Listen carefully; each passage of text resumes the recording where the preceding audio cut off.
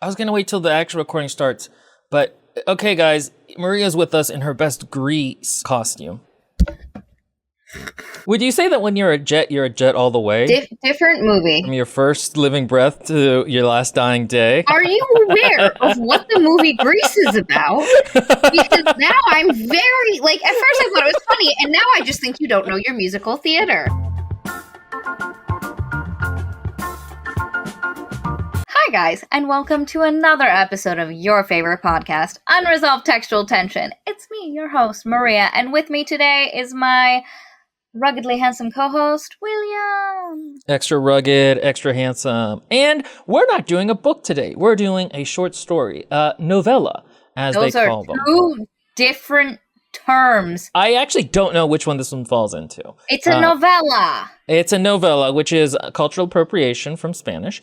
And that means that it was about 3 to 4 hours on audio book. And it is The Slow Regard of Silent Things by Patrick Rothfuss. It's pronounced Rothfuss.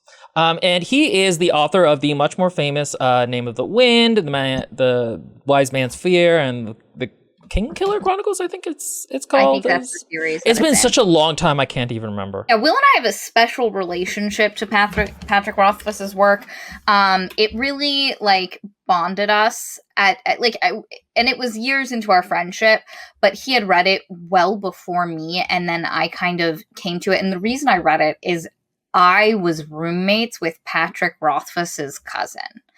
Her name is Molly, and she's fantastic. And I remember because Katie, back when her and I were roommates, were also roommates with Molly, and she had read The Name of the Wind, and Molly was supposed to get us signed copies at the next family reunion, and she just kept forgetting to do it. And so eventually, when I had started doing audiobooks and I had very long car rides that I was stuck on, I started reading this book because I really wanted long books. I was tired of books that were 6 hours. Patrick Rothfuss's novels are nothing if not chunky boys. And Will and I, it's bizarre because there are parts of the books that I really enjoyed, and I don't think Rothfuss is an untalented writer. But oh man, did he need to kill some darlings? Here's the thing, and I've said this about Patrick Rothfuss before.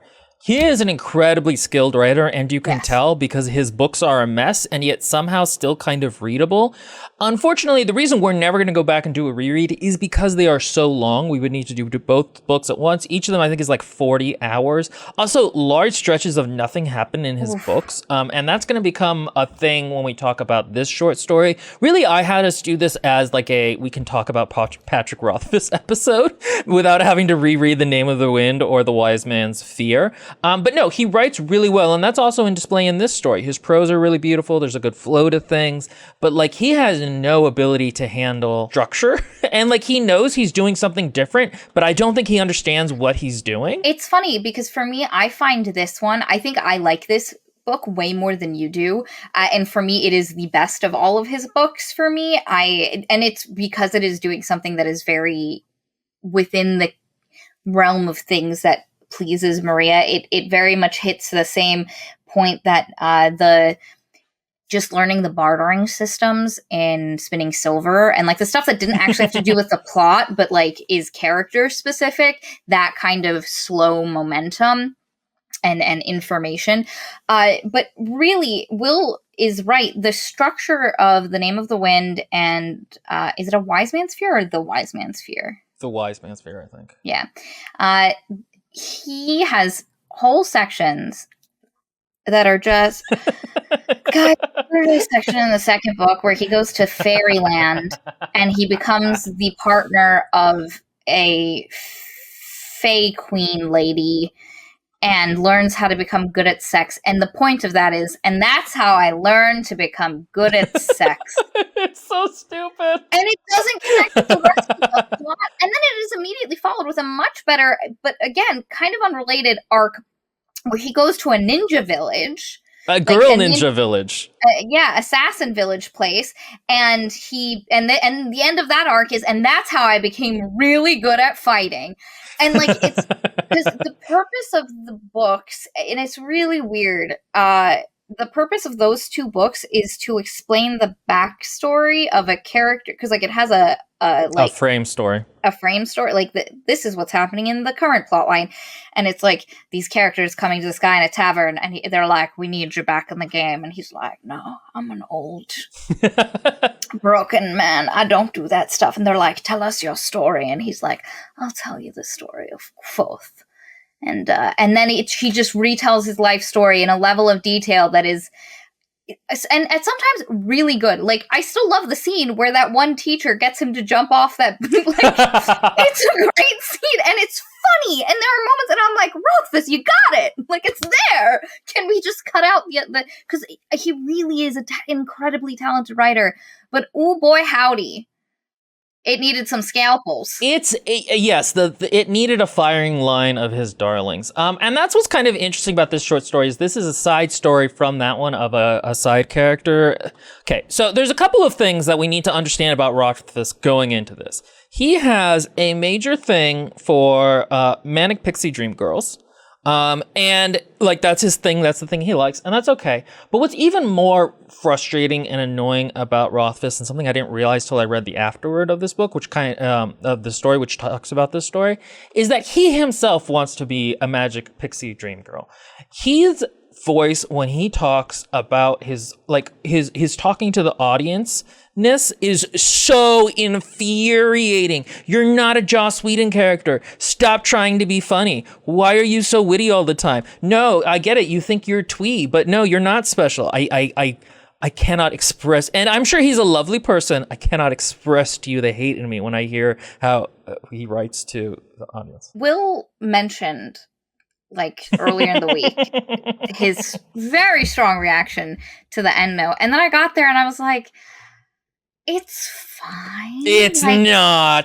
Oh, you're so dramatic, you potato. Like, the thing is, and again, I have to remind you all, Will does not like men, and I guarantee if this had actually been written by a woman, he would have been absolutely fine with what it had to say. No, 100%. I guarantee you. It's just, he's sitting there imagining Rothfuss with his beard saying the words and just wanting to punch him in the face. And if it had been like, and that's, and I'll stand by that. I don't know that that's totally accurate. But listen, I'm not saying it's totally accurate, but I definitely think it's at play. Because like it wasn't that bad. Listen, he does hit too hard. The thing that I found in his afterword, and we'll go into detail about this when we get to that. And this is such a minor point too, by the way, but it irritated me so much. He's so dramatic, guys. Like sometimes I can be dramatic, but it's generally after like 3 books of chaos. You know, like the end of Akawar was Maria at some of her most peak dramatiques. But I feel like that was justified. This book was like 4 hours, and the afterword is like 10 minutes. You don't understand. I actually like the main story of this. It's the afterwards that infuriated me. The big thing for me about it was that the idea that this isn't a story, it doesn't do what story's supposed to do, that I think, because listen, it's not a common story. It is not a run-of-the-mill story at all. I agree with that. But when I say it doesn't do what stories are supposed to do, I just think Rothfuss hasn't read enough different types of fiction. I think he should have been like, this doesn't do what a fantasy story set in an epic fantasy world does. Yeah, absolutely. But to say it doesn't do what a story does, sir, there is a wide range of literature out there. I think that's a good point, because that's the thing, is that this story doesn't really have any dialogue. It's just a side character from his Kingkiller series going through their like week and their like mentally ill, and like it's kind of interesting. Again, I don't really feel one way or another about the story. I found it pleasant, but that's about it. But in the what's it called? The end notes or whatever, he talks about how like he just wrote it for himself, and then he went to his publisher and he was like, or no, he went to a friend and he's like, I can't ever publish this, and they're like, but I like it, and that happens like 6 times, and each time he's like, oh, but I can't publish it.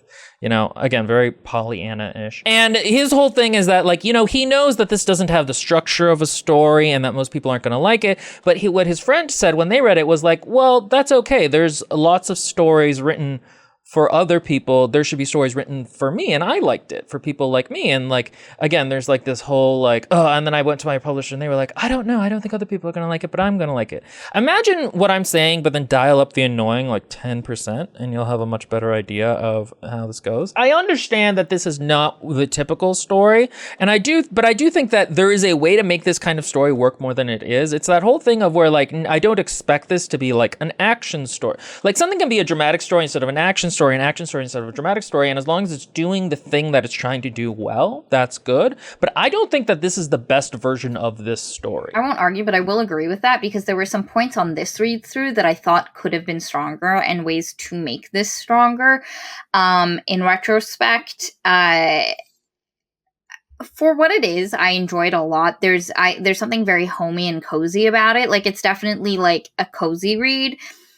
For some reason, and for me, the biggest parts I like about it, on top of like the cozy and the like anthropomorphizing objects, and like a very like there's a very Shinto idea that like everything has a soul, and all that I vibe with. But what was really interesting were the tiny little slivers that connected to her past and gave you ideas of who she was or how she ended up here. Like there's literally a point where it makes a comment about SA and being powerless in a situation, but it was so subtle and brief, and I was like, and there's a bunch of little pieces like that, and that I was really interested in. But I do think there is a way to kind of bring it together a little bit more, and it needed a better structural arc, and not in like a classic way, but just we'll get into it. To be honest, I'm not going to be super useful in this review because one of my biggest problems is I just can't quite figure out even what's going on in the story. He suggests, again, with many words and witty repartees, that you should have read the original before this, in terms of like, you're just not going to get it. And I did read it, but I read it like 10 years ago. So I remember who the character is. I roughly remember how the magic is. And so I don't think I was really missing any of the context that the reader is expected to have. But I still just didn't even quite like get what was going on. There are some interesting like Shinto type ideas in here, and about like the way things are supposed to be. But I think one of the big problems is it's not clear how much what's going on is a magic thing and how much of it is a mental illness thing on the part of the character. And then there isn't quite the build up and let go of emotion that a story really should have, even a story that's not as typical as this. But do you want to say what the premise is? Like we said, it is about a side character, and this particular side character is one that in the actual series, Quoth, the main character, meets while like chilling out by like an apple orchard, like in a tree where he plays music. And it's a wayfish girl who comes out from under like the sewer grates of the school he lives in, and she just lives under there, and she has an odd way of speaking. She's very like small. That's something you'll hear many times in the story from a character whose viewpoint it's supposed to be. In that story, she's very sort of like magical Pixie Hobo, in terms of like, you get the sense that there's more going on with her than just being homeless. Clearly, she's like touched in the way that fantasy books tend to have mentally ill characters. And you get the idea that she's gone through something very traumatic and that she used to be a student at the school, is the vibe you get from that book. And basically this is an exploration of that character, her day-to-day life, living underneath a school, and picking up pieces of like little tiny clues of what her past is. This book is not about her past. It is not about how she got here. It is not about any of that at all. It happens in brief moments of passing. It is literally, she's got 7 days until she sees Quoth again, and she needs to find him a present to give to him on that 7th day, and she has a lot of stuff to do.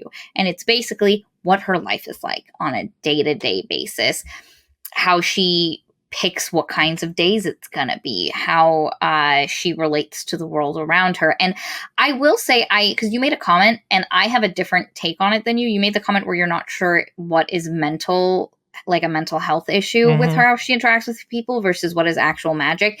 And prefer it that way. I like that there are moments where I'm like, oh, this does feel actually magical. And other moments I'm like, is she like, does the butter have knives in it because there's something wrong with the butter? Or is she just is she just relating to the butter? And I like that, like, unknowing. It kept me, because there were moments where it felt clearer than others. And it was like this constant, like, shifting the focus back and forth. I enjoyed that. I can see, though, especially from you as someone who likes something a little bit more concrete, or who likes the tool to be saying a thing, and because it is neither one or the other, it is not fully saying a thing. Well, I think part of it comes down to, it's a little too ambiguous for me. It's almost like cloudy. And that comes down to that this book is really, this story is really about what is her mind space like? What does the world look like to her and feel like to her? There's almost, I don't know if it's necessarily OCD, so I don't want to say OCD, but there is a kind of like things need to be in their place or they're going to bother her-ness to it. Again, like she finds a gear and she loves this gear, but she's like, it fits here, but it doesn't fit there. And again, like Maria said, this story is not about her history. This is about how she sees the world now, and it's about exploring that. And I didn't really feel by the end like I understood her internal logic for things, really. And so that's kind of what I mean, is that I get that it doesn't need to necessarily be clearly signaled as mental illness or not, or magic, but to me, I never quite felt like I was on the logic train. I never felt like I felt her logic and I was anticipating what was going on, and now I was in her mental model. By the end, I was just kind of like, okay, so she's still kind of doing a thing here and there.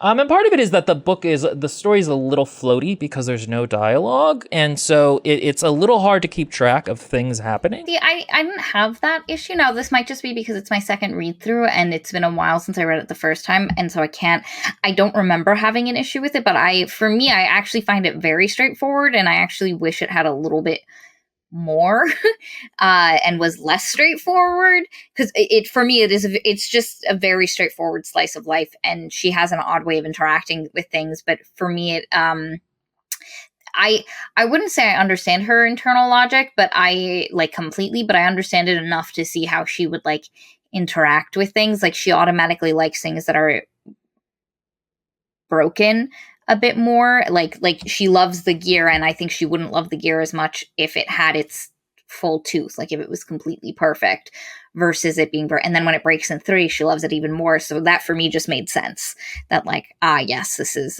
like a continuation from something that I've picked up on and established. And so for me, I that wasn't a big issue.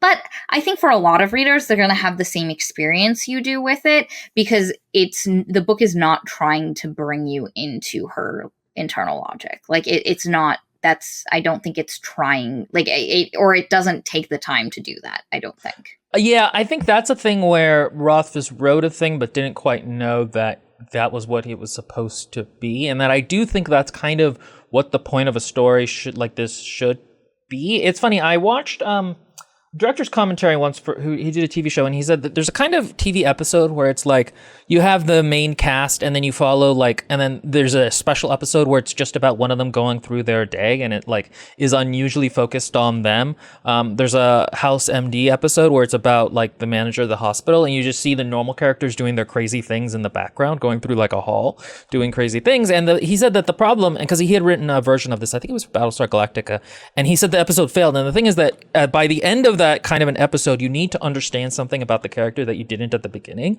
or the whole thing is slightly pointless.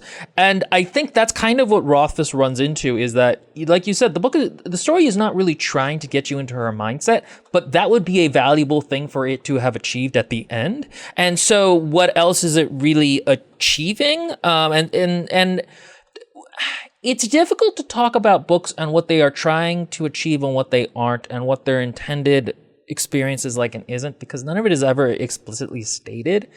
This isn't fan fiction. We don't have tags that just outright tell you what the author wants you to. At the start of every chapter, the author being like, "This is what I tried to do in this chapter." Yeah, exactly. And like that's actually very useful to orient yourself as a reader. So some people will argue like, okay, well the story's trying to do this or the story's trying to do that, and you can't ever really like know for certain. But for me, it felt like the story, to do something valuable, needed to do something like that. That's what it was setting itself up to fail at. is kind of what I felt like. So for me, I do feel like I walked away with a better understanding of who Ari was. And again, part of me was because like what I meant with the book does not actively try to make you understand. You were just watching what happens, and then for me, I just put together like her internal logic, and like I said, picking up the, the gear that she loved. Once she saw it and the little broken little tooth that it had, she super loved it. And like a lot of the things she loves the best are the things that have an imperfection to it. I just picked that up. And so when it broke and she didn't have a complete all fall down about it, it made sense. And so I do think it could have been clearer about that, and that could have been more valuable. But it really is hard because I'm not exactly sure what his goal was with this, other than to just write a story about Ari's day-to-day life, in which case you did it. Well, and that's what it goes down to, is that he kind of knows that he doesn't know why he did this. And I think if he had known why he did it, then I think it would be a stronger story. And so when I said at the beginning that I don't think this is the best version of this story, I stand by that, but I don't actually know what the best version of the story is or exactly what the story is trying to do. But as a reader, I can kind of instinctively sense that the writer also doesn't quite know what they're doing. It has the feeling of like rising action, challenges, emotional catharsis, falling action, but without any kind of like real thesis to it. The problem is I don't think the catharsis is as strong as it should be. There is a lot of buildup and a lot of tension emotionally, and that for me is the big, because like everything else I can take the story as it comes, but by the time I finished it, there was a lot of emotions that hadn't been expressed like as a reader, when you need that moment of catharsis, and you think going into it that when the gear breaks, that's going to be the moment of catharsis where like you come to terms with anything, and it just goes from like a potential issue to joyful very quickly. But again, we have watched her teeter through bad days and not have like the catharsis or like the black door. I thought the catharsis was going to be dealing with the black door, that she was going to have to do something and go through black door. And like that would be and I don't want to use the term climax because this story is not interested in having a classic climax at all. But having the cathartic emotional moment that this character felt like it was building to throughout the story. And I say that because that's what was happening with me. You have anxiety at certain points because of her anxiety as she's walking through her life, and like certain things aren't working. And the book, one of the things structurally I do like about it is it starts on a very good day. And so you think, these are what her day's like. And then it just goes downhill from there. And she has such a bad day, we don't get it. She just sleeps all day. Yeah, there's a day that just literally skips. I liked that. And so you have this, like, this is like the different things she can see. And I think part of the reason why the emotional catharsis isn't there is because this week isn't any more important or differentiated than any other week of her life. And thus, why would there be a particularly emotional, cathartic moment in the middle of it, in which she would grow from and become different because of? And the thing is, we're actually getting this character after she's had her big cathartic redevelopment. Yeah, that's true. Where she already got her name. Something that happens in the first book is when Kvothe meets Ari, she doesn't have a name. Like, he asks her what her name is. She can't remember. And so he thinks about it and he picks a name for her and he names her Ari. And her name is a beautiful, shiny thing in her chest. Her perfect name. And it makes her whole. And you realize that this is something that she is super into through this book, that she names things and things are uncertain or unsteady until they get their name. And she is able to do that. And so for her, being given a name, and the idea is something very traumatic happened to her in her past, and she has completely separated herself, because there's a point where she says this used to be hers, and then she goes, no, this used to be someone's, but it isn't anymore. And so she's completely separated from whoever she was before the very traumatic thing. There is a hint that it was SA on from someone who had potentially power over her. It's a very brief, tiny flash. But her cathartic moment, her moment of change, pushing her through into her new self, was when Kvothe named her. And this is like months after that happens. So that's the cathartic moment, and we don't see that. And so for her, this is just another week, because I think he comes and he sees her like once a week, so this is a week that he's coming to visit. And it is a week she finds a particularly good, because she always gives him gifts, a particularly good gift for him. But besides that, there's nothing particularly outstanding or notable for her life. And so when I tell you it is slice of life, it is not your or a familiar slice of life, but it is a slice of a life. And that's it. I understand. And I think that goes back to what I was saying about that one writer talking about how if you're going to have a slice of life episode by the end of it. And the other thing is, I think there's no reason that he couldn't have grafted on a little bit more stakes, or like a little bit more of a question. Like maybe this is a week where she forgets her name or something like that. Or she does have to deal with whatever that black thing is. And you don't have to... That's, like, he set it up. That's the annoying thing. If he hadn't put Black Door in this as this thing that she does not want to avoid, that she cannot even, she can't turn her back on. He's saving it for book 3, which is called The Doors of Stone. So I'm assuming it has something to do with that. But like, that's the other thing is like, it's been 10 years, dude. Like, nobody remembers the intricate knowledge of you're not gonna, like, let's be real. You and Martin are equal in terms of which of you is gonna die before releasing the next book. Get it together, guys. Gentlemen. It's insane. I think we should probably describe a little bit more of the story. Because again, I'm not gonna really be able to run through the events too much. Basically, she is, again, she's a homeless. She kind of goes... She would argue with that label. Yes, no, that's true. She has Mantle, her special perfect place. I was going to say, I don't understand how she gets food outside of, like, fruit, but okay. You didn't see her, like, rob people and trade them unessential things? Like, yeah, that can't keep happening, a silver bowl? This woman has been doing it for years, sir.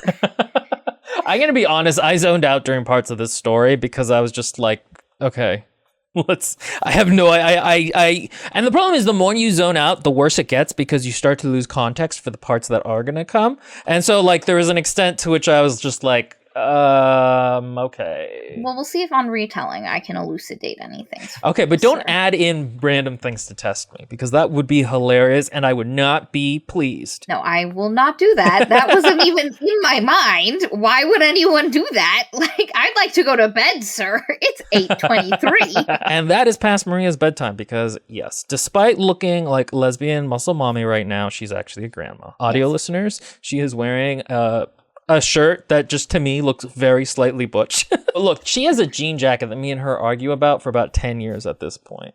Let it lie, William. Let it lie. This book starts at the beginning of a week for her, and she has a week, like I said, until Kvothe comes and she needs to get him a gift. And how her day starts is depending on what the sounds, atmosphere, and vibes of her like surroundings and her mental state on that day defines what kinds of day it's going to be. So her first day is a perfect white day. It is a it's a finding day where she has to go and get things. And she is so excited. And you immediately get plunged into her world and the way she thinks of everything. She has her perfect room mantle where she has her bed, where she has her blanket that she does not let touch the floor. She has like a little bottle of lavender and all of these things. And she's so aware of what she has and is so happy with each individual little thing that it is kind of infectious. Like she has a little sliver of soap that she made and she loves it. Smells like sunshine. She loves it. She washes her hands, face, and feet. Like that's a refrain that's going to come up over and over again. And she just... if she goes out and she does something and she comes back to her room, she washes her hands, face, and feet. Also, there's a couple of in her altogether is used to refer to her being naked. And at the first time, you're like, oh, okay. And the third and like the fifth time it happens, you're like, did you grow up in a barn? Are you wearing overalls? Why is it altogether-ness? That is such a weird term for a fantasy book. But whatever. There's, again... Rothfuss writes really beautifully, but he does this thing in this book, and I don't know if he did it in the Kingkiller books, but he'll use like a hyphenated thing, so it's like passing quick. And at first I was like, that's okay, but it got really annoying as the book went on. Or like, he would say like, Slim Swift, or I couldn't remember any really good examples. I kept being like, remember this example for the podcast, and then I would forget it because I'm old. Let's be real. I've only got about another 3 years to make this channel pop, for my daycare. But it was kind of annoying. I don't know if you noticed it. I did notice it, and I didn't mind because that felt much more like a way that she processed. And there were moments where like the vocabulary level got really high, especially when it came to anything chemical or alchemical. And you're like, oh yeah, she was a smart student at one, like she actually knows what these words mean. And it's like there's just random points where suddenly the vocabulary just shoots up, and it's it's one of the sly little seedlings of she used to have this life outside of this space. So I didn't mind it. I thought it was fine. Now perhaps on reading it on paper it would be more annoying, but it didn't, like, I noticed it, but it didn't stick out as something annoying. Or for me, one of the things I think he repeated too much was she was a selfish thing. Oh yeah, he does mention that a lot. Yeah, and you're like, okay, got it. And it just, especially in the second half, it just comes up too much. And I think if he had cut it like twice out, it would have just had a little bit more impact, because you as a reader don't think she's selfish at all. There are multiple times where she wants things and she's like, nope, I'm not having this. It's not right. And so the fact that she thinks she's selfish, and I think it would have just been more impactful if he'd been a little bit more, because it literally repeats, she was a selfish thing, that phrasing every single time. And that's the thing writers sometimes have trouble with, is they don't quite understand where the reader's mind state is. Where like once she says that like 3 times, you're going, oh, okay, is she not doing this thing because she thinks she's shellfish or not? And yeah, that was something that like hit a little bit too much. It's interesting because as you were describing how she goes about and scavenges and stuff, I was thinking about why I found this hard to picture and keep attention to, whereas Piranesi, which is another book about a character spending a lot of their time just thinking and going around a place, like I can picture that world perfectly good. The character really popped in that case. And I think partly it's because Piranesi is in first person. So it feels a lot more like he's talking to you. I think it's also a lot sparser, whereas this one felt like everything was crowded. You're completely right. I wouldn't say it felt crowded for me. I very much like where it is, but you're right. Piranesi is sparse because it's a journal. The character is not seeking to describe in detail.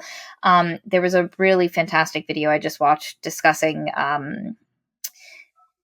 personal noir girl thriller books, and it talks about like when you're writing a memoir, like when you're as a fiction author trying to write what is supposed to be nonfiction in canon, like nobody has like a dialogue tag. They're not like, the old man looked over to the window and told me, it was years ago when this blah, blah, blah, blah. And then he huffed afterwards. It would just be like, the old man told me it was years ago that the last time, like there's a sparseness to it. And Piranesi has that, where it does feel like the way somebody would just be writing recollections of things. With this, because it's told in third person and we are partially in her mind and partially just getting a description of her and the world around her, it is much richer. And the language used is not straightforward normal. Like it's not just flowery description, it is flowery description using odd like the quick swift and those kinds of tags and stuff like that.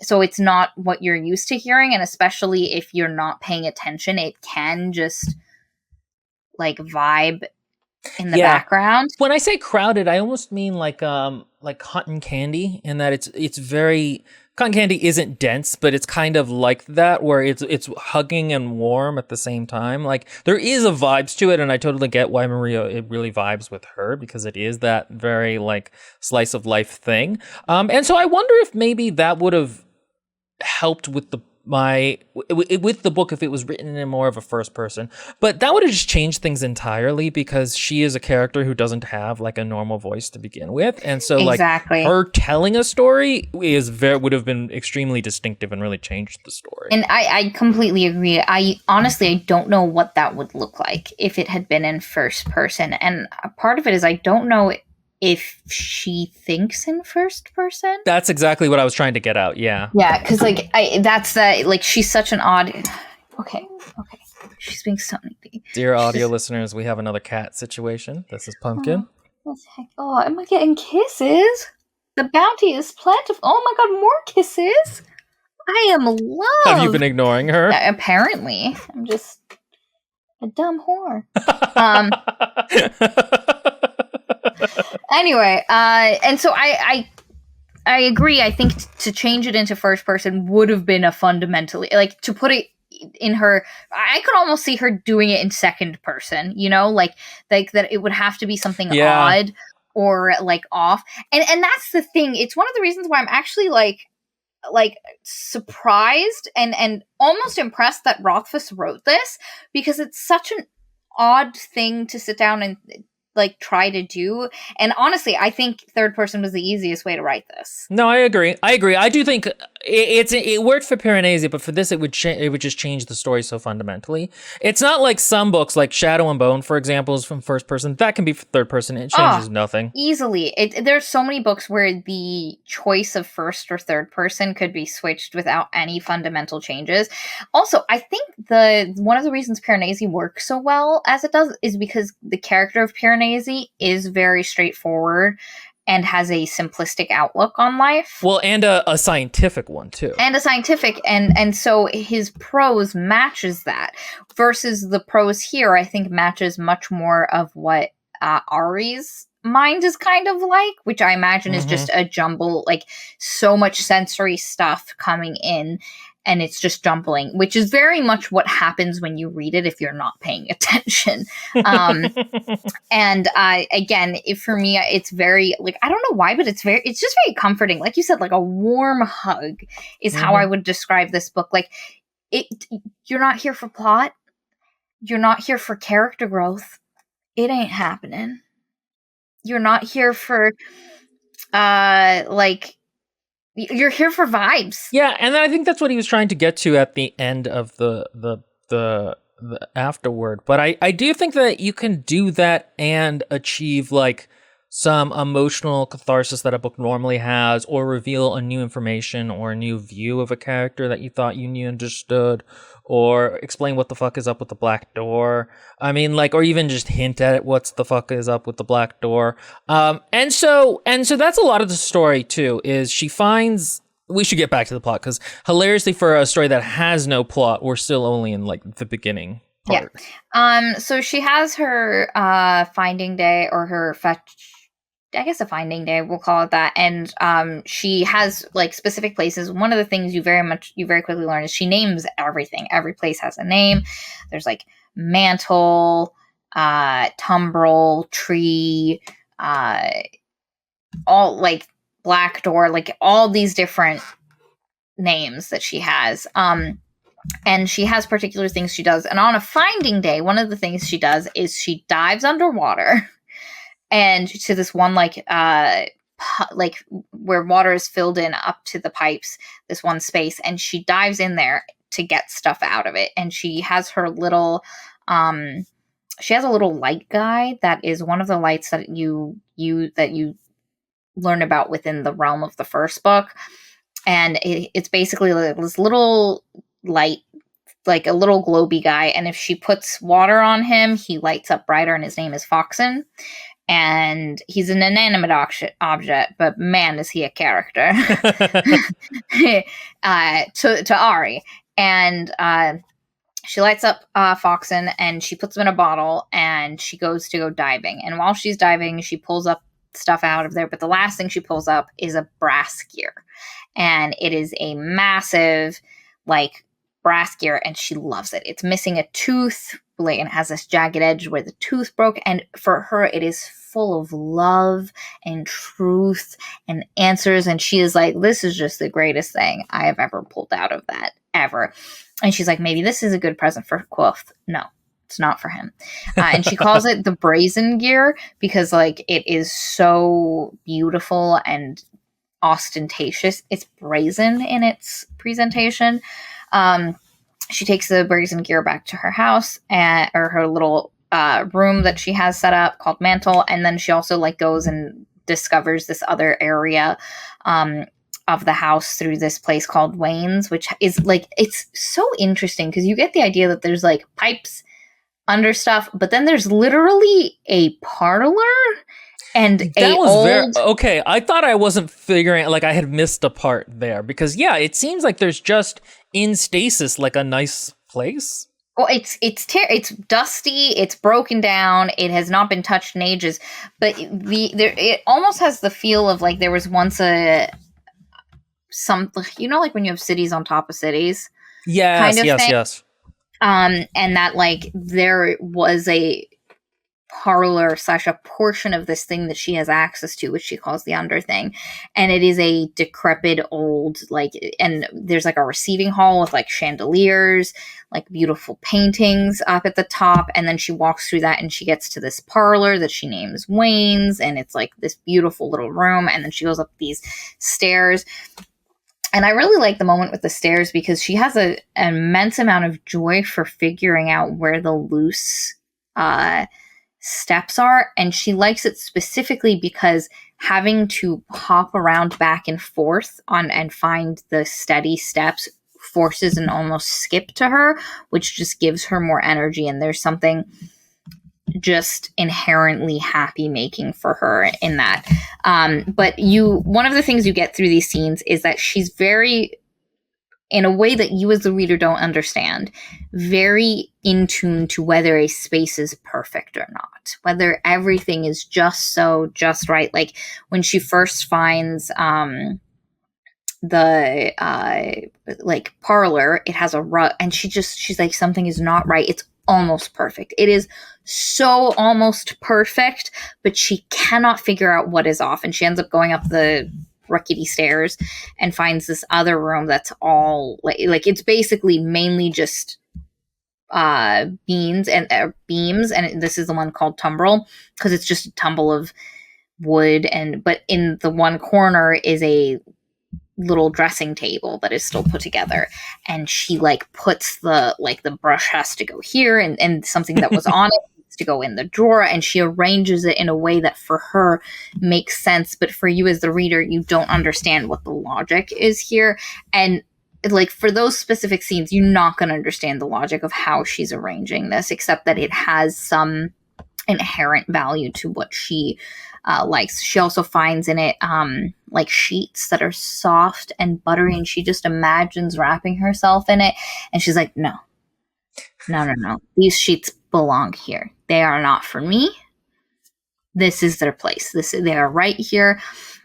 And she almost tries to barter with with the space. She's like, I wonder if I can leave this like crystal I found. Can I leave this crystal here? And she's like, no, that's not right. And like she tries, there are moments throughout this book where she tries really hard to get something that she wants, but her internal logic keeps her from doing it because whatever she would like to trade for it is not the right trade. And so the moments where she does hit upon the right thing feel, even though you don't completely understand why this doesn't work, because she denies herself so often that the moments when she's like, this is the truth of it, and then she gets to have the thing you want, you're like, you did it.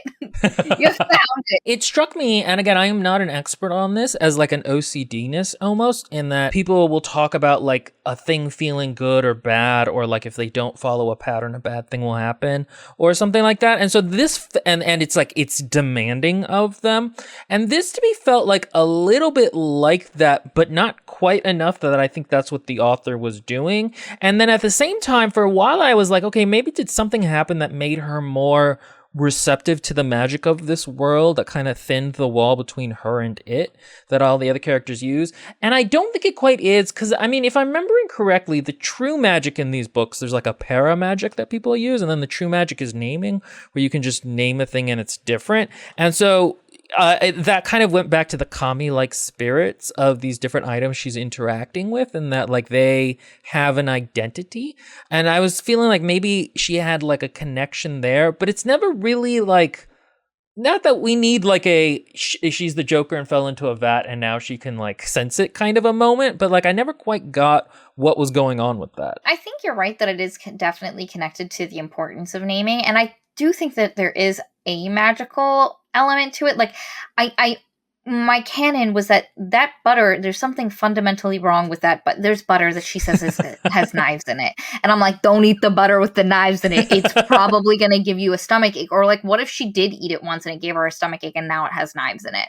Or and I like the idea of her just inherently knowing there's something flawed in it, because there are moments when she's dealing with alchemical stuff where she can tell what is used in it and whether it is perfectly crafted, even if somebody used ingredients that she wouldn't have used. Like, she is just so in tuned. Like, she can literally smell the ingredients. And there's this point where there's a busted pipe, and she has to get a specific thing that she has to like paint on the pipe to keep it from to repair it. And she talks about how like it had this in it, and that's not what she would have, but you can't argue with her flawless.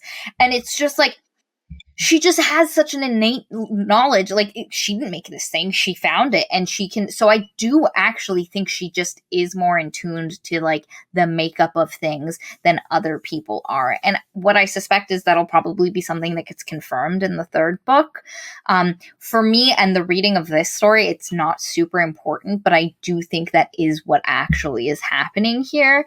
And it's because of these moments where she is dealing with the alchemical stuff. I mean, I think you're probably correct. I just would have liked to see that actually like maybe this is a story about like the consequences of having to live with that understanding of the world, and that she has to have things align in a way that other people don't, and what is the cost exacted from her in that knowledge, or what happens if she is selfish. Like what was that? What did that do? Why can't she be selfish? Like, those are kind of questions that I would have liked to see explored, and instead they're just kind of like, they're not even really hinted at. It's just like, this is how she sees the world now, but that's not really telling a story. It's just it's not really giving a viewpoint or a narrative to it. It doesn't tell me something new. Like he said, it's not doing what a story is supposed to do. That's a cop-out, though. No. I can't scribble on a paper and be like, it's not doing what art wants to do. Like, again, I think it's okay to do a kind of story that isn't the typical kind of story, but I still think you have to do something with it besides this is some writing. A lot of criticism he tries to head off at the pass of like, well, whatever, it's not good, but isn't it? Like, that kind of a thing. And I just don't fundamentally agree. I feel like I don't think giving it more of that would have taken away from what it is now. I think it would have just helped the shape of it come together more. Again, I think there are ways to have made this better, but I also think for what it is, I would say it's a rather difficult Pointless undertaking. Oh. Go ahead. I don't know if he thought enough about it, and I think I won't even say that. I think it's just he's such a straightforward writer. Like his other stuff is not. Oh, that's interesting. Like, his other stuff is very straightforward epic fantasy, and here he is trying to play around with something that he is not within. Like, he said something like, that's such a good point. My other books work because they have things that are odd about them and that don't work. And I wanted to say during that part specifically, like, that you have too many too many arcs in one book, and you need to get rid of some of them because they don't just directly play with the actual whole plotline of that particular book. Is that what you're talking about? Because I wouldn't agree that makes them work he more. did have a moment where he was talking about like, my other books shouldn't work, but they do. And I'm like, but do they? Like, that moment, because they are nothing if not straightforward. They are nothing if not straightforward epic fantasy. They each of the arcs have a clear, like, just within the books, each arc has a clear beginning, middle, and end. There is a now what makes it not normal is it has a massive cast of characters and a bunch of tiny arcs within it. Like, even because we're reading Mistborn right now. Yeah. And one thing I will say about that is, we talked about scope last week, and I made the comment that I like when at the start of the book, they're like, this is the thing we're going to do. And then they do the thing. And while Mistborn is very long, it does that. It literally, this is the thing we're going to do. And then the book is them. Now, granted, is there a bunch of tiny things they have to do to get to that bigger thing? Yes, but they also lay that out in the beginning. And so my brain goes, okay, this is all part of one storyline versus here's a little one, and now we're going to do this one, and then a little one. And that's... And then we got to go to a desert where they have a ship battle with Arena. Side quest. Or like, we're going to start in the school, or like the school arc, and then we're going to do the war arc, and then we're going to do the assassins arc, and then we're going to do... Comment below if you know what book I'm talking about right there. He's a very typical prose writer in a lot of ways, and in terms of how he constructs stories, even if, again, they're just inefficient. Like, I think that's honestly his biggest problem, is he's just inefficient. He often doesn't know why he needs certain things versus other things. And also, I think the problem is that some of the basic foundations of the book were laid down when he was so young. He didn't really know what was going to make for a good shape or not, and now he's stuck with them 30 years later. But I think you're right, because I think there are authors who could write this story so much better, and I'm not sure which ones, but just thinking about it, yeah, that kind of makes sense, is that this is him not playing with his best sports ball. You know who I think could have done this? Who? Vandermeer. Oh, Annihilation. Yeah. Annihilation already has moments like this where, like, the biologist is just off doing her own weird shit. I think he could have, though it's completely out of his wheelhouse of what he would like to write, I think he could do it. Because, like, it would have been like at the end, the door would have eaten him or something. Like, eaten her or something. But it's funny because, like, I don't think this is even, like, in Novik's wheelhouse. Like, I think she could do a better job at it, but I also, like, I don't think it would be her thing. Tamsin Muir is a hard no. You know what the thing is? Part of it is all those authors would be smart enough to write a different premise. And, like, I don't mean that in terms of, like if I were to look at this story, and Rothfuss is right, looking at it is like, it's just not a good idea. Like, it's gonna feel floaty because there's no dialogue. It doesn't have that first person to really ground you in what's going on. And so there are just certain strategic choices they would have made to, like, Vandermeer probably would have put this in first person, and the character would have a very distinctive voice. And so that would alleviate a lot of the problems. But yeah, I think that's true. And in terms of an experiment, I think it's great that Rothfuss wrote this. I'm just not so much sure about releasing it for money. Like, that's the part that I'm a little bit like, why don't you just put this up on your website? I think it's fine. I bought it and I enjoyed it enough that I was happy we were going to read it this time. So, like, nah, I'm okay. And I again, there's something very cozy and comforting. It's the video I was watching earlier today, talked about, it was a fantastic discussion on subjectivity and objectivity. Oh, I know those. I'm always objective. My subjective opinion and my objective opinion are one, because the second one is the first one. Continuing, though.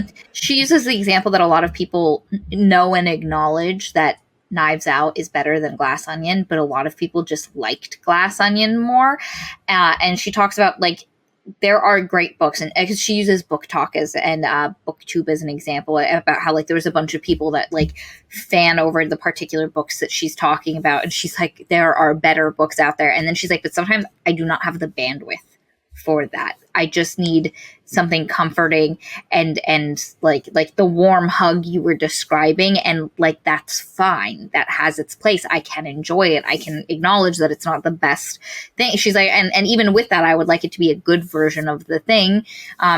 But she specifically talked about, like, sometimes a really good book that's going to blow her mind is not the book she wants to take on the plane with her, or not the book she wants to take while she's going to Thanksgiving with her family. There are so many really great movies that I have on my to watch later list for 6 or 7 years now, because I don't have the emotional bandwidth to be devastated. I really Yeah, I really want to watch The Room, but like I don't have the bandwidth to be like, oh, I'm going to be depressed the rest of the day for this. Not the Poet's Tale, the Priest's Tale in Hyperion. Great story. I did not have the band. I did not have the rest of my day was ruined. I get that. Though there is an interesting kind of connected to that, but not exactly the same. I was watching a review of Fourth Wing. She was talking about how like, oh, I think I understand why people like it. It's, not everything has to be high literature and it's trash. And I was like, okay, but I read this book. This book could do trash better. Like there are certain, within the scope of this is a trash book for my feelings, there are a lot of things about the book that could just be better. That's kind of one of the interesting things about doing this podcast is that like, because we have to talk about specifics so much, I'm so much more secure in my opinions now when people say certain things. So my argument would be Ice Willow's comment, which is for her, the importance of a book is whether it is just it has enough stuff going on to not be boring, and whether it is exciting in the like stuff like in the way that most trashy pulpy fiction is. This the video I was referring to was specifically talking about how she read these books. They were compelling. They compelled her to continue reading. Were they good? No. But they were compelling. And I think that Fourth Wing, because we all noted that it, like, as far as, like, reading it, like, we have had other books that were shorter that were way more painful to get through and just flip. Fourth Wing went at a clip. The ball rolled. Was it a good ball? Was it rolling through fine fields of grain? Also, the book doesn't need to be that long. Like, there are scenes that could just be cut, and that book suddenly becomes better without losing that emotionality that I think people really liked. I think a ton of people are going to realize that on a second reread. I think, unfortunately, a lot of people, when they read it for the first time, because, like, I used to do this a ton when I was young, when I wanted to know what was happening next, I would just, like, skim the bits in between, and, like, that's 100% what's happening. 100%. Those people are just skimming through the parts that they found boring of Fourth Wing. I can't imagine, like, because I can't put myself in the mindset of someone who like would read this for pleasure, because it ain't me. It ain't me. But I can understand why it would work. Like when Ice Willow explained why it worked for her versus other books we had read, I went, oh, that and it means that on a fundamental level, Ice Willow and my tastes are kind of at odds with each other, because a lot of the stuff I like would be way too slow and boring. And I like it just like I was like that just completely makes that checks sense. Out. Yeah, that's that checks a funny out. way. I think that like for a lot of people, yeah, it could be better, but it doesn't need to be. And that's the thing is, I think for this book, I think for the audience who liked it, and again for the purposes that I like it, which is to like read as like a nice comfort cozy read to have on in the background while I'm doing stuff, like that's all it needs to be. And could it be better? Yeah, absolutely. I mean, I argue that almost every book could be better on some level. I thought you were going to say every book could be every book is better than Fourth Wing, which is a statement I also agree with. No, you don't. You literally said Song of Achilles is still worse. Oh God. Oh, my hate, my rage. But every book could be better. There's something like, I mean, even if we talk about Naomi Novik, there hasn't been a single one of her books that we haven't had, and you yourself, you haven't had something that you were like, I wish this had been better. So like, at the end of the day. Okay, all right. Hold on. Because you got a little far there while I was not paying attention. That is a slippery slope to start down. Just because some books could be a little bit better like this or that does not mean books that are awful and could have a lot of things better belong on the same parity with them. I'm just saying that this book, yes, it could have been better, but I think for the people who enjoy it, they enjoy it for what it is. And I think to have made it better, it would have come out maybe fundamentally different. And I think that, like, as an experiment piece, because I'm saying this in response to your saying he shouldn't have published it to money. And my whole argument with this is, nah, it's fine. People have read it and they have enjoyed it. And if they got enjoyment out of it, and it, like, listen, it is not like Fourth Wing I was angry about. Akawar I was angry about that it was published. Let's put it like this. When my author bar association is finally created, we will take your prognostication under advisement. Yes, Not thank what you. prognostication is. I just could No. not think of another word at the time. You could It's not. late, guys. I called Yeah. Maria old, and I am actually the old one. Okay, so Yeah. what happens in the middle of this story? So I'm just gonna really quickly she has a first great day. It's great. She finds some stuff. She has the next day is a not as good day. And then her like third day we don't get. It's literally like she woke up, cried, and went to sleep. Like, and it walks you through like. I think a lot of people who are neurodivergent will respond really well to this book because there are parts of it, whether it is like the days when you are more manic and you have the motivation to do stuff and it becomes really easily versus the days where like trying to get yourself to do things is very difficult because of your surroundings or things not being in the right place. Like I thought a lot of people with ADHD who struggle when their environment is a mess, and then when their environment is a mess, they're a mess, and it's really hard to get themselves out of their cycle. And so it almost felt like when she talked about like the proper way of doing things is you put yourself in order, you put your environment in order, and then you start doing other things. And it felt like what a lot of the videos I see online about people with ADHD, the ways that they have to kind of structure their life differently. And so I think a lot of people who are neurodivergent are going to read this and find some commonality with Ari in one way or another. I don't love the idea of her being like, she's like this because she's a completely traumatized bub. I would like, I like the idea that I wish in my headcanon she had some of these qualities prior. Like the reason she was such a good alchemical student was because of some of these things, and that like she's maintained them on top of having whatever traumatic thing that happened to her. But we don't get that detail, so you don't get into it. But anyway, she has her different days that she functions differently. She has a point where she like goes out at night and she like goes to a barn. She takes stuff out of someone's cold cellar and trades it for other stuff. A little girl sees her through a window and thinks she's a pixie or a fairy, and she plays that up and leaves her a little crystal in a knot of a tree. And then she has a day where like it's a making day, and she's trying to get stuff done. And the beautiful brass gear that I mentioned from before. Oh, on one of her bad days, she has this thing where she ends up in a place that she's not supposed to be. Like the place doesn't want her to be there. She doesn't want to be there, and she gets very turned around. And it was on one of her bad days where, again, she's struggling to get stuff done. She's normally really good about her directions. She's managed to get lost and turned around. It's also the day that her little light guy, Foxen, decided he was taking a mental health day and he didn't want to come out with her and adventure, so she had to get a lantern, and the lantern, like the flickering of the light makes things look different, and she doesn't like it as much as the soft green, because Foxen is just a soft green glow. It's like basically taking a little globe around with you. You're not getting crystal clear light, but you're getting steady light. And she ends up getting lost in this one place, and she comes upon that black door we mentioned, and she has to back out, and she's like scraping her arms as she backs out, but she won't turn around. She's like, I can't let that black door out of my sight for a second, lest it suck me into it. And throughout her adventures, there's different things. She ends up finding out the thing that was wrong in the little parlor that she found, which was there was a button underneath the carpet and it needed a buckle to be its friend. So she puts it underneath. And that was the thing that was wrong, and she sets it to rights. And there's moments where she's setting things to rights, and there's other points where things that were set to rights. So like there's a day where she goes to bed, everything is perfect. She wakes up the next morning, nothing is perfect.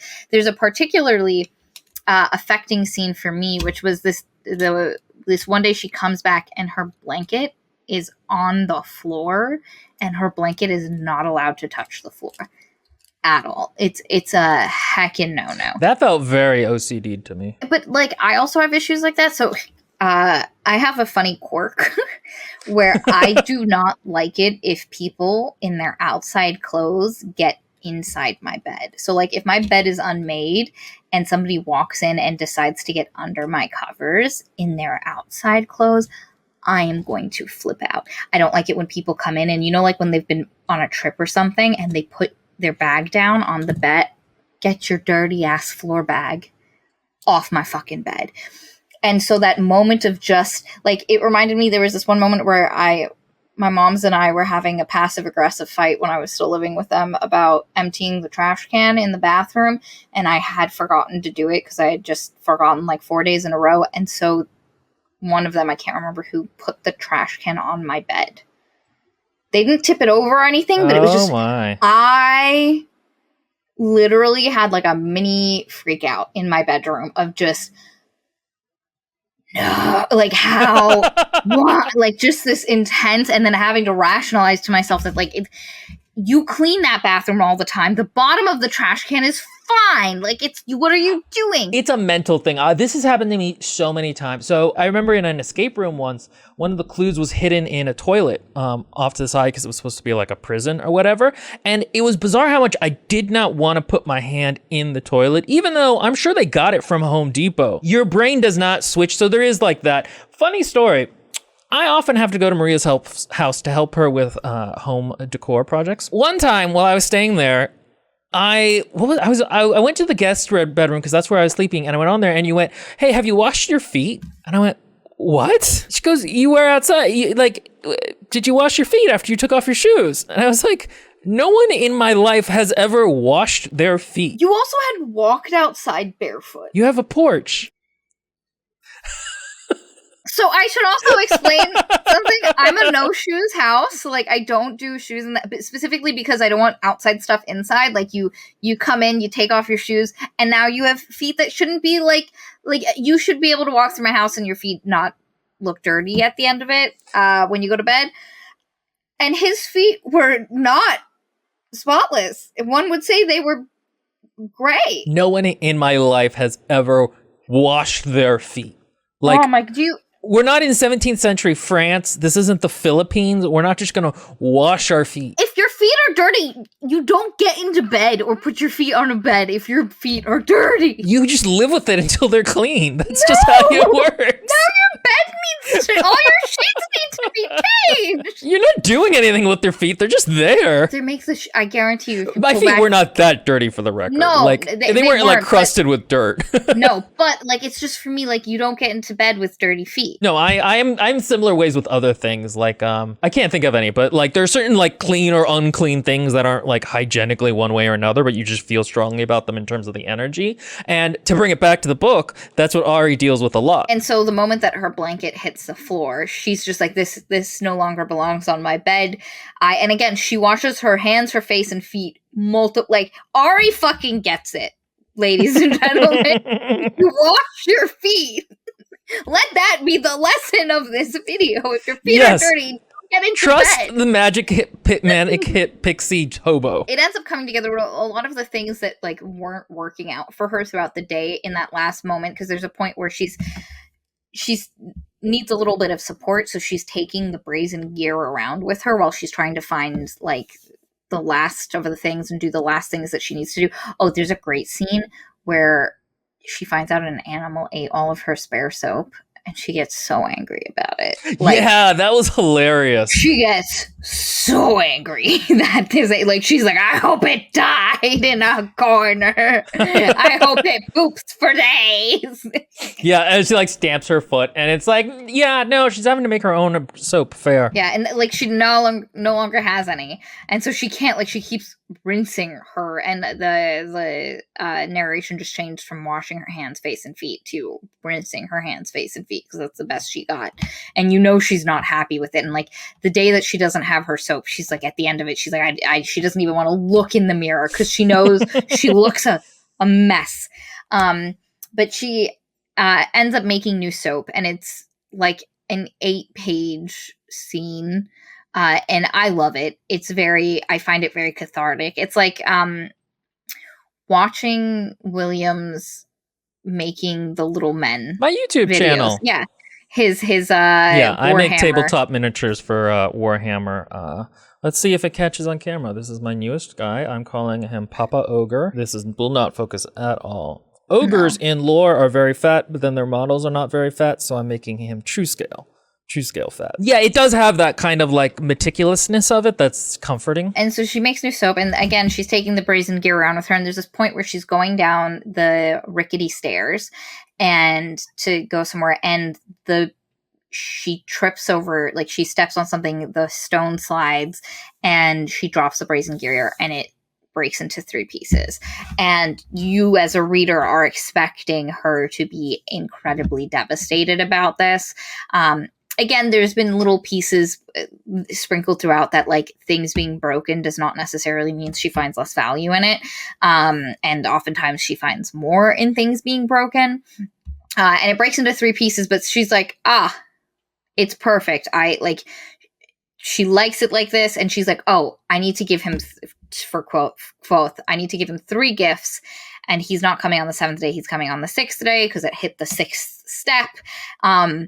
And this is one of those moments where you're like, is there magic happening here? Because, like, how did it, because, like, it works out. He does come on the 6th day. He doesn't come on the 7th day. And she, like, read the sign right. And this is one of those moments where everything else, I'm like, okay, I'm willing to hang with you and not know the answer. But this, how does the brass gear, because it doesn't fit with, it doesn't fit with the naming mechanic. It doesn't fit with her having an alchemical understanding, like knowing that the butter has knives in it because something is fundamentally wrong with how it was made. And that needing to be taken out of it. Or maybe, like, if an animal is killed in the wrong way and, like, its feelings infect the, like, quality of what it's making, you know, like that kind of stuff. And her dropping the gear and it breaking and it falling on the 6th step, and thus he's going to come on the 6th day. Not the same. Not the same. Everything else, I will argue with Will about saying it works fine for me. I like it. But this moment, get it out of here. Get it on out. I don't like it. Like, why does this work? Why does this work? Because it doesn't feel like it fits into the other, like, senses that she has that has been built up. It suddenly, she's like, I read signs now.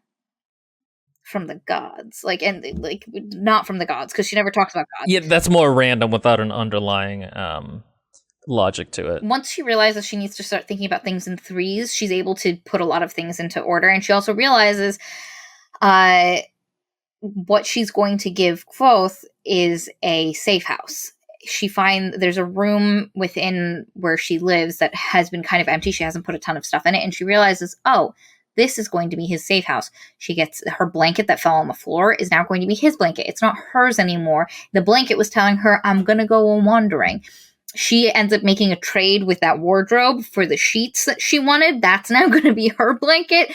And she makes in this last day a bunch of trades that works out. And she has, like, she gets him 3 gifts. I think it's like, I can't remember exactly, but she makes him a candle, and the process of her making the candle is also another one of those nicely specific, very relaxing scenes to listen to. And she actually uses some alchemical, like, because there's the alchemy and then there's, like, some magic that is associated with it, and she ends up tapping into that in a really cool way that you don't see throughout the rest of it. And then it ends with her being like, and then she heard the music playing and she went to go see Kvothe. And there's a bunch of other stuff that happens. There's a point where she, like, the pipe bursts and she has to deal with that, and she has to go to this place called Boundary, which is literally a room that is for the school where they access her space. Like, if a pipe is leaking and they need to send a plumber, they're going to come through Boundary into her place, into the other thing, to find it. And she does not like that. She fixes the leaks herself so that other stinky people don't have to come here and mess with her shit. Yeah, there's a lot of little moments that I just kind of forgot about. But they're, again, I would say they're not important to the story, but that's kind of like the whole story. Again, The story has the problem that, like, it is all of its component parts because it has no singular soul. Do you ever think about how wise I am sometimes? Not as often as you do. It comes to me. Maria knows well about my random thoughts. And so... There was one earlier. I think it was the last week, guys. Which one? What I thought. I don't remember. It was the... Oh, the Roman Empire? Yes! the like... It's true. They got to pick. It was basically the fundamental. We have to hurry this up. My laptop. No. We don't have to tell the story. It's not really appropriate for No, we're whatever. not going to. But please no. And so that's the story overall. It was pleasant. I don't want my time back, but also if I had to go back in time, this is not a crucial moment, like, book I would feel like got me anything. Again, I think it could have been written better. But it also is kind of harmless. Mostly I just hated the afterwards. I know. You shouldn't have read it. It should have gotten deleted out of yours. If you had, I Mm-hmm. think that would have helped. That would have been the real thing that needed to be cut. The story itself, I would have been like, oh, that's kind of mystical, interesting. Oh. Yeah. And then the end note came, and you were like, burn it all. I was like, you're right. This story doesn't have a point. No. So that's it overall. We don't have time to go over the rest of Rothfuss's work. Again, I'd like to reread them, but I also don't want to actually do the reading part. This is kind of like how I want to do a tier list of the Dresden Files, but I don't actually want to reread any of the books. And it was like 10 years ago. So, have you guys read Patrick Rothfuss? What do you guys think of his mainline books? Did you read this one? Also, we didn't mention it, but we have a Patreon. A fantastic Patreon where you can it's really great. Discord, book club, live streams, exclusive videos, just it's a great time. Heckin' good time. Join, support independent journalism, wherever Will says. We will talk to all of you later.